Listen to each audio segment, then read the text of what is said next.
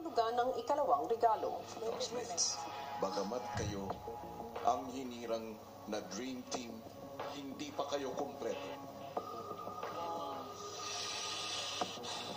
Dahil ang kabuoang miyembro ng aking dream team ay 12.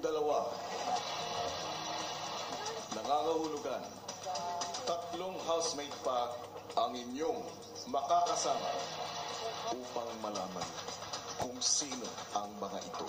Pipili ako ng 2 housemates mula sa natitirang Lucky 7 ng bawat grupo na pinakita ang mga katangian na aking pinapahalagahan.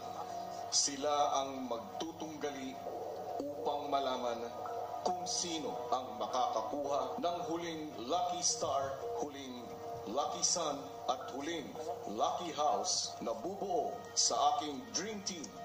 Yan ko, blanco na lang yata ako nun. And how do you feel about that? Hindi ko alam, to be honest. Kasi everyone in here, we get along really well, so I don't know what it's gonna be like if we bring in one of the 3 of the ex-housemates. Yung nakita ko po yung picture, kuya, unang pumasok po sa isip ko na sana mabigyan sila ng chance makapasok po ulit. Ang housemates kanya-kanyang espekulasyon kung sino-sino ang kanilang maaaring makasama. Sa akin either si... Ako Banina. Banina yung ako. Kinakabahan ako. Kasi lahat sila deserving. Ay, kuto nalito ako sa kanila. Tapos si Christian din. Diba? Kasi yung kapatid niya. Silang apat lang. Nakatian na lang. 4-in-1 housemates. Sino ang papasok sa atin? Kung tayo? Ako, Elisa. Gusto ko. Sana, gusto ko po makapasok po si Elise. Ang hulaan nauwi sa tuksuhan. Kaya nanang, lagay ko ng ngiti ni Kuya Makoy. You can keep the picture. So you can put it there. Makoy, magpakasal na kayo, please. Hindi pa nga kami. Okay na po sila. Simula pa lamang po yan ang pagsasama-sama ng Dream Team. Ano ba nga kaya ang ibang kaganapan kapag nakumpleto na silang lahat? Yan ang ating abangan sa mga susunod na araw. Pero ngayon ay kikilalanin muna natin ang unang 2 housemates na nangangarap maging bahagi ng Dream Team. At kung sino sila, narito, panunin niya ating lahat. Sa pagpasok ng 3 grupo ng housemates sa aking bahay, hindi biro ang mga hamon na kanilang pinagdaanan. At sa lahat ng ito, naging saksi ako kung paanong lubos na sinubok ang tatag ng isip, puso at pagkatao ng bawat isa. Kaya naman, naniniwala ako na bukod sa 9 na naunang miyembro ng Dream Team, mayroon pang natitirang karapat-dapat na nagpakita rin ng hindi matatawarang pagnanais na maabot ang kanilang mga pangarap. Una sa aking muling susubukin ay isang kabataang Pinoy na nagpamalas ng matinding katatagan ng kalooban. Sunod-sunod man ang kanyang pagiging nominado, hindi siya nawalan ng tapang na harapin lahat ng ligtas challenges para paulit-ulit na ipaglaban ang magandang buhay para sa pamilya, lalo na para sa minamahal na kapatid. Dahil dito, isa pang pagkakataon ang aking muling ibinibigay para kay Christian. Gusto kong ipaalam sa iyo na ikaw ang isa sa teen housemates na napili kong mabibigyan pa ng swerte para paglabanan ang ika-4 na Lucky Sun. Yeah. Thank you po, Kuya. Maraming salamat po. It's another chance, Kuya, para maipaglaban ko po yung mga pangarap ko po.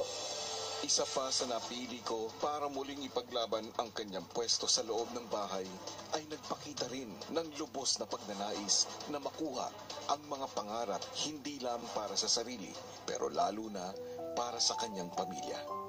Saksi ako sa ganda ng kanyang kalooban, galing sa pakikisama at pagsisikap na baguhin ang mga kahinaan. At dahil sa lahat ng ito, muling kakatok ang swerte para kayong ikaw ang isa sa teen housemates na napili kong mabibigyan pa ng swerte para paglabanan ang ika-4 na Lucky Sun.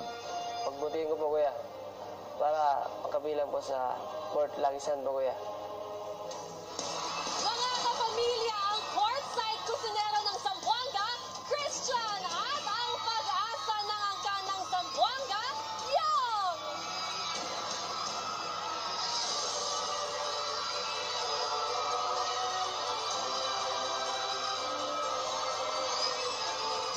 Hello muli, Christian! And Young, hi Young! Napakalakas ng sigawan naman ng mga supporters ng housemates. Hi, Christian! Welcome Black, please join us on stage. At eto na, si Yong Kage. Back, Yong! Hi, Christian at Yong. Yes! It's good to see you again. Nako! Hindi na natin patatagalin. Pakausapin na natin sila. Ano ba ang pakiramdam na binigyan kayo ng pagkakataon ni Kuya na mapabilang sa Dream Team? Anong masasabi ninyo? Siyempre po, sobrang saya na nakabilang po kami sa Dream Team. And kung hindi po sa tao, siguro hindi po kayo makapasok sa Dream Team. At Yong, fight lang ha? O, ikaw, Christian.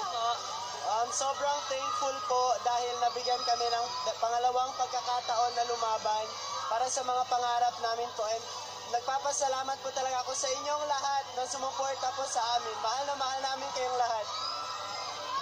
Yes, pero syempre, pinapaalala natin sa kanila na sa puntong ito, may pagkakataon silang mapabilang sa Dream Team dahil may ibibigay pa sa kanila na pagsubok si Kuya. At ang resulta ng hamong yon ang siyang makakakuha ng 4th Lucky Sun. At syempre, malalaman natin kung anong pagsubok ang inyong haharapin sa takdang panahon. Pero sa ngayon, oras na para samahan kayo ni B papasok sa loob ng bahay ni Kuya. Isang huling pagpapaalam sa lahat ng mga sumusuporta sa inyo. Good luck, Christian and Yong, ang Ligtas King at ang Hokage. Tara na! Guys!